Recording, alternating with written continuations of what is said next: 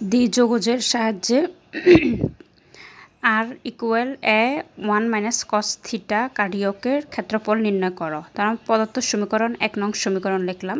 1 নং সমীকরণে theta equal minus theta বসালে এর কোনো পরিবর্তন হয় না, সুতরাং 1 নং রেখাটি আদি অক্ষের সাপেক্ষে প্রতিসম।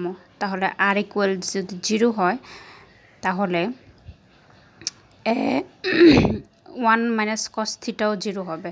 তাহলে 1 মাইনাস কস থিটা ইকুয়াল 0, তাহলে এটাকে 1 এর পাশে আসলো। তারপরে কস 0 এবং 2 পাই এর মান হচ্ছে 1, ঠিক আছে। তাহলে থিটার মান হচ্ছে 0 2 পাই। তাহলে থিটার মান আমি পেয়েছি 0 এবং থিটার মান পেয়েছি আমি 2 পাই এবং আর এর মান হচ্ছে 0। তাহলে নির্ণয় ক্ষেত্রফল 0 থেকে 2 পাই, 0 থেকে a 1 মাইনাস কস থিটা আর ডি থিটা। তাহলে 0 থেকে 2 পাই হলে তাহলে আমরা আর ডি আর এর সমাকলন হচ্ছে আর স্কোয়ার বাই 2। তাহলে এটা আমি লিখলাম, ডি থিটা থাকলো। তারপরে হাফ আর এর মান হচ্ছে আর স্কোয়ার হচ্ছে a square 1 minus cos theta square. তাহলে এ স্কোয়ার বাই 2, 0 থেকে 2 পাই এটা থাকলো। তারপর এটা আমি সূত্র a minus b whole square সূত্র, a minus 2ab plus b square সূত্র, ঠিক আছে।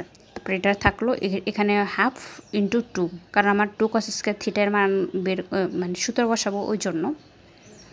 তাহলে 2 কাটা গেলে কিন্তু আগেরটাই থাকছে।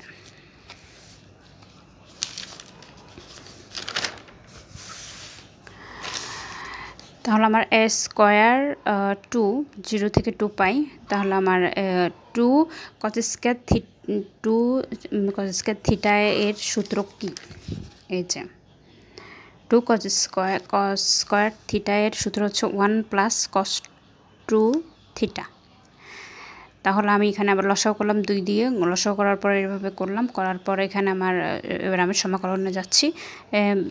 ডি থিটা এর সমাকলন হচ্ছে থিটা এবং কস থিটা এর সাইন থিটা সমাকলনে, আর sine cos 2 theta sine 2 theta, এবার 2 একটা আছে সেজন্য এটা ভাগ। তারপর আমি এখানে মানটা বসালাম, মান বসালে এইগুলো 0 আসে, 2 পাই এর মানগুলো 0, 0 এর মানও 0, শুধু থিটা এর মানটা বসেছে, তারপর কাটাকাটি করেছে।